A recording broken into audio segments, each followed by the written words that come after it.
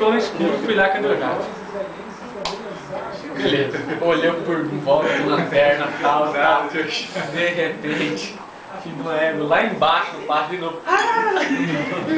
10 moleques tudo voltando. Chegamos lá na casa, ele em cima no pé de goiaba. Você lembra? Oli, e o pior, você viu o que ela escreveu embaixo? Você viu o que ele escreveu embaixo? Você tava bravo como sempre. Ah, sempre bravo. Você vai ver o bravo aqui. Não tô sempre bravo. Sempre brava, né, Tuquinho? Da piscina natural? Tacão. É mina porque vem lá pra mina. Bem quentinha. Amarramos ele depois ou antes? Amarramos depois. Foi molhado, cueca azul ainda. É, pegamos uma corda, amarramos ele inteiro. Ele ficou lá amarrado que eu... Não lembro tempo, mas tempo. Ó, essa foi a história do O fio dental tochado, não é amarrado. Eu vi a foto. Amarrado ele abraçado na árvore. Não. Não, eu vi uma foto. Encostados na parede.